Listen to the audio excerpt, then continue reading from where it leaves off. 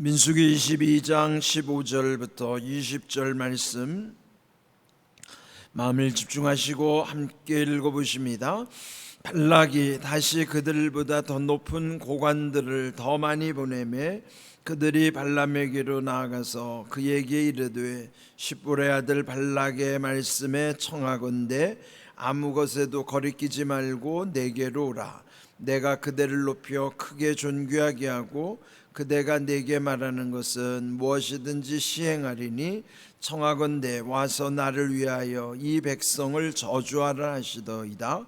발람이 발락의 신하들에게 대답하여 이르되 발락이 그 집에 가득한 은금을 내게 줄지라도 내가 능히 여호와 내 하나님의 말씀을 어겨 덜하거나 더하지 못하겠노라.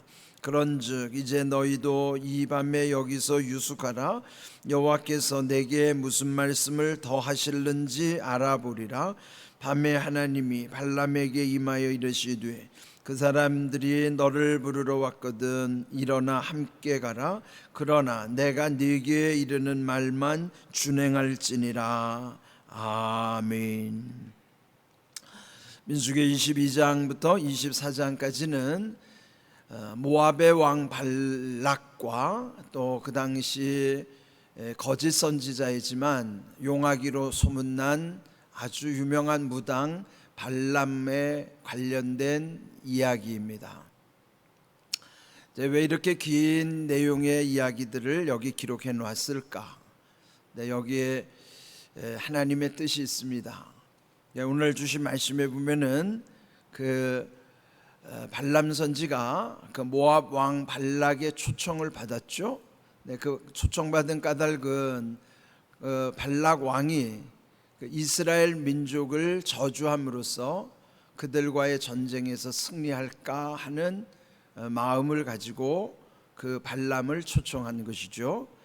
어제 말씀의 내용은 하나님이 단호하게 거절하신 내용이었어요. 그러자 오늘 본문 말씀 계속 이어지는데요. 발락 왕은 다시 이전에 보냈던 고관들보다도 더 높은 고관들을 더 많이 보냈다 하는 것이에요. 어떤 사람을 보내느냐? 어떤 외교에 있어서는 그 의전상 격이 있잖아요. 그런데 예전에보다도 더 훨씬 높은 고관들을 또 더 많은 고관들을 보냈다 하는 것은 그 왕의 마음을 그 발람 선지에게 더 확실하게 전하는 내용이기도 한 것입니다. 또 하나 거기에 보낼 때는 이전보다도 더 많은 복채, 발람이 워낙 그 탐심이 가득하다는 것을 이미 다 알고 있기 때문에 그의 지금 탐심을 부추기는 거예요. 그러니까 더 많은 돈을 또 보내서 그 마음을 흔들고자 하는 것이죠.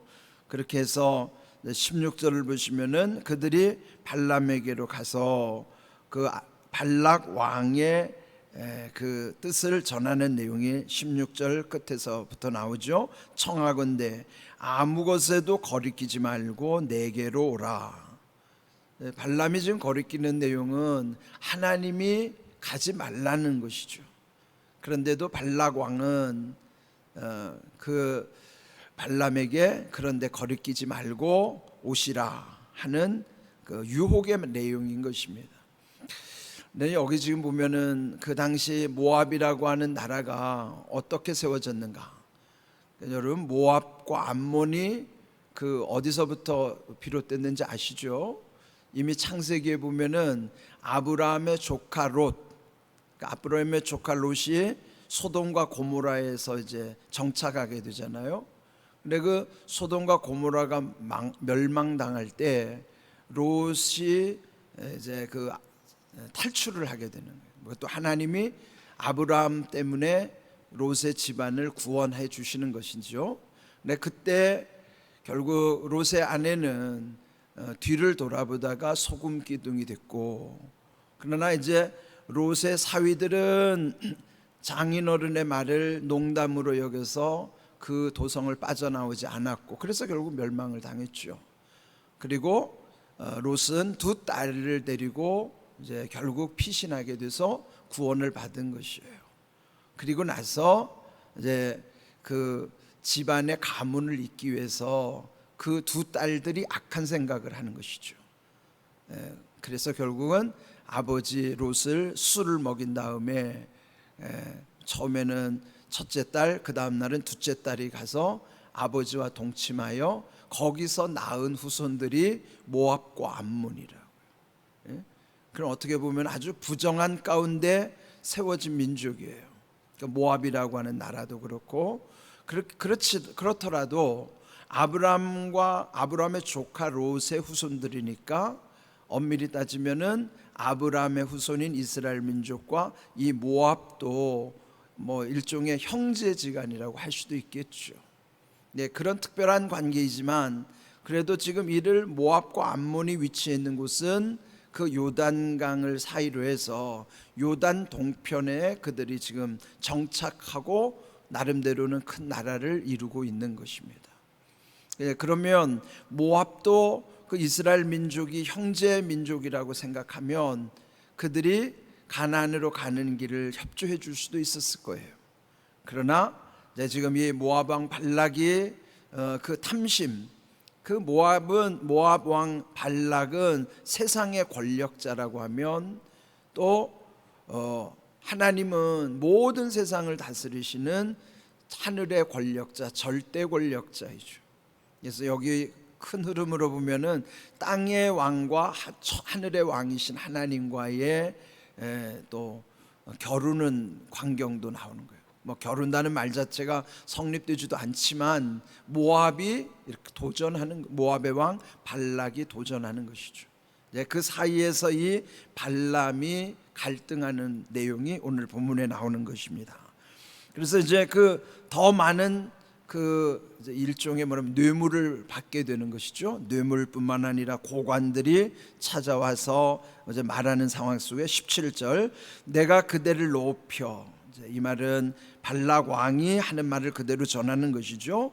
그대를 높여서 크게 존귀하게 하고 그대가 내게 말하는 것은 무엇이든지 시행하리니 청하건대 와서 나를 위하여 이스라엘 백성을, 이 백성을 저주하라 하시더라. 그 내용을 그대로 전해준 거예요. 이제 그렇다면 이 발람도 영적 세계를 지금 알고 있는 사람이에요. 물론 당시에 유명한 무당이니까, 그 무당들은요 그 많은 신들을 상대하잖아요. 그러니까 지금 이 영적 세계에서 그 귀신들 위에 전능하신 하나님의 실체도 이 발람은 알고 있는 것입니다. 그러면 단호하게 하나님의 뜻을 알았기 때문에 타협하지 말았어야죠. 그런데도 유혹을 이기지 못하고 이제 그다음 18절 이렇게 말하는 거예요. 발람이 그 신하들에게 대답하기를 그 발락 왕이 그 집에 가득한 은금을 내게 준다고 할지라도 내가 능히 여호와 내 하나님의 말씀을 어겨 덜하거나 더하지 못하겠노라. 네, 이 말에 보면요 자기의 탐심, 자기 말과 하나님의 말씀을 교묘하게 섞어 놓은 거예요 지금. 이게 우리도 이따금 보면 내 말과 하나님의 말씀이 교묘하게 섞이는 경우가 있어요. 그래서 여기 조심해야 되는 내용인데요, 먼저 그 집에, 그 발락의 집에 가득한 은금을 내게 준다 할지라도, 근데 이건 사실이 아니잖아요. 물론 거기 은금이 많다는 것이 자기 마음이 거기에 끌려가는지는 모르지만 발락이 그걸 다 준다 할지라도 이거는 자기 생각이죠. 이제 그렇다 할지라도 여호와 내 하나님의 말씀, 근데 여기도 보면은 자기 하나님이라고 또 이렇게 살짝 이렇게 또 속이는 것이죠. 그러면서 그 다음은 이제 정확히 얘기했어요. 그 말씀을 어겨서 덜하거나 더하지 못하겠노라. 그럼 맞는 말이죠. 하나님의 말씀을 보탰어도 거기에다 뭘 더 보태도 안 되고 빼도 안 되고 하는 것이죠. 또 하나님이 계시록에 말씀하신 것처럼 이미 하나님은 문을 닫으면 열 자가 없고 또 여시면 닫을 자 없다. 하나님의 철저한 주권을 우리는 인정해야 되는 것이에요. 그런데 여기 지금 이 발람 선지자는 오히려 하나님에 대해서 뜻을 전하기도 하지만 자기 말을 은근히 썩기도 하는 거예요. 이런 것을 우리가 조심해야 되는 것이죠. 사실 우리 안에도 발람의 속성이 있습니다. 그게 뭐냐면 탐심이에요. 예? 여러분 욕심을 버리면요 타협할 게 없어요. 그런데 내 안에 욕심을 자극한단 말이에요. 마귀는 교묘하게 우리의 욕심을 자극하는 거예요. 그러면 그 욕심이, 그 탐심, 지나친 욕심, 탐심이 움직이면 작동하면서부터는요 하나님을 멀리하게 된다고요. 그러면 이제 우리도 그런 탐심을 늘 주의해야 되는 것, 발람의 속성이 우리 속에도 있다 하는 것이고, 그런 다음에 19절, 그런즉 이제 너희도 이 밤에 여기서 유숙하라. 여호와께서 내게 무슨 말을 더 하실는지 알아보리라. 이게 뭐예요? 지금 유혹을 받으니까 그렇다면 내가 한 번 더 하나님께 기도해 보겠다. 혹시 하나님의 마음이 달라질지도 모르니까, 또 내가 설득할 수도 있을지 모르니까. 예? 그래서 여기서 하는 말이 혹시 하나님이 내게 무슨 말씀을 더 하실지. 더 하실지가 뭐예요? 혹시 당신들의 뜻을 또 따를지도 모르니까 이런 유혹을 통해서 하나님을 설득하려고 하는 거예요. 이게 아주 우리 안에도 그렇잖아요. 제가 이제 기도 응답받는 방법 4가지 말씀드렸잖아요. 그 중에는 응답하지 않으심도 응답이라고 그랬어요. 그러나 우리에게 유익하지 않을 때는 절대 응답하지 않으세요. 그러면 그건 더 이상 기도하면 안 됩니다. 기도를 내려놔야 돼요. 근데 그렇게 기도할 때는 마음이 계속 불편합니다. 욕심을 가지고 기도하면요 기도가 잘 안 되기도 하지만 기도하는 동안에도 불편하고요, 또 불안해지기 시작해요. 그러면 이게 내 탐심의 기도라고 생각하는 순간, 그렇게 하나님이 응답을 주시는 순간은 그 응답을 안 해주시겠다는 거기 때문에 내려놔야 맞아요. 그런데 지금 이 발람은 하나님을 설득해 보고자 하는 일종의 발락과는 타협하는 마음. 그래서 유혹을 이기지 못하고 결국은 또 하나님 앞에 기도하는 내용이에요. 그리고 20절, 그 밤에 하나님이 발람에게 또 임하시기를, 그리고 말씀하시는 거예요. 그 사람들이 너를 부르러 왔거든. 일어나 함께 가라. 그러나 내가 네게 이르는 말만 준행할지니라 그랬어요. 그러니까 허락은 하셨는데 전제하시는 게 뭐예요? 그러나 가서 내가 너에게 하는 말만 하라 이 말이야. 말만 준행하라는 거예요. 예? 그러면 이게 잘 생각해야 돼요. 하나님이 보내시긴 하는데 하나님의 뜻을 하나님이 직접 행하시겠다는 거예요. 그런데 교묘하게 이 발람은 일단 허락이 떨어졌으니까 가도 되는구나. 그러니까 우리 생각은 보면요 자기 편한 대로 해석하면 안 되거든요. 이 말씀이 무엇을 의미하는가를 정확하게 이해해야지, 그저 자기 생각대로 판단하면 안 되잖아요. 그게 우리의 참 마음이 10사람한테 말하면요 다 자기 생각으로 이해하기 때문에 다 오해가 생겨요. 그래서 똑같이 설교 듣고서요 똑같은 설교를 어떤 사람은 은혜 받았다고 그러고 어떤 사람은 시험 들었다고 그래요. 그것도 참 신기한 거예요. 어떻게 똑같이 말씀 들어도 누구는 은혜 받았고 누구는 왜 시험 들까? 그게 중요한 거예요. 은혜 받는 이들은 하나님께 집중하겠죠. 시험 드는 이들은 자기 입장에서 생각하니까 거기에서 시험의 요소가 있는 거예요. 그래서 우리는 항상 하나님 말씀의 중심에서 모든 것을 깨달으려 해야지, 그리고 은혜를 사모해야죠. 내 생각으로 말씀을 해석하면 안 되잖아요. 지금 발람은 자기 생각대로 이제 해석하고 가라고 했으니까 여기에 더 마음이 가는 것이죠. 그러나라고 하는 내 말만 준행해라. 내가 이르는 말만 준행할지니라 하는 거예요. 우리가 말씀에 집중할 때 하나님이 이런 은혜를 주시는 거예요. 그러니까 말씀을 집중하다 보면은 우리의 모든 것이 말씀 중심으로 이루어지게 하셔요. 마음 먹는 것도, 생각하는 것도, 말하는 것도, 행동하는 것도요 다 말씀과 연관이 되게 하신다고요. 그래서 말씀에 기초할 때 말씀 중심의 은혜가 이루어져야만 그게 가장 온전한 믿음인 거예요.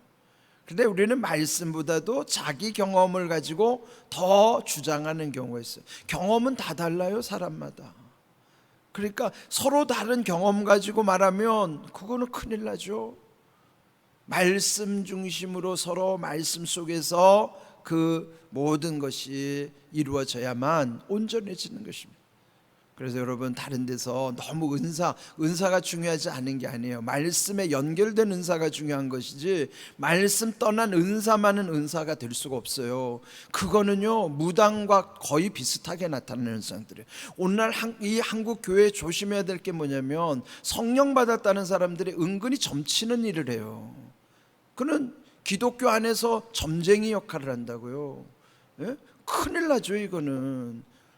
교회 안에 지금 속된 말로 말하면 어떤 사람들, 교회 안에 무당들이 있다는 거예요. 교회 안에 무당들이 뭐예요? 말씀을 벗어난 자기 경험 가지고 소위 은사 받았다는 사람들이 자기 멋대로 해석해줘요. 그리고 뭘 요구하느냐? 이걸 요구한다고요. 이건 돈을 요구하는 사람들은 100% 거짓입니다, 이거. 예? 그래서 우리 조심해야 돼요. 교회 안에도 무당이 있을 수 있다. 예? 그리고 말씀 가지고 점치는 사람이 있을 수 있다. 이거 조심해야 돼요.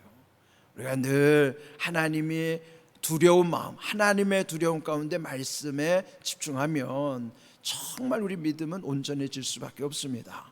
그런 귀한 은혜 가운데 우리의 모든 삶이 하나님의 뜻이 나타나고 하나님의 영광 가운데서 모든 믿음이 온전함으로 이루어질 수 있기를 주님의 이름으로 축복합니다. 아멘.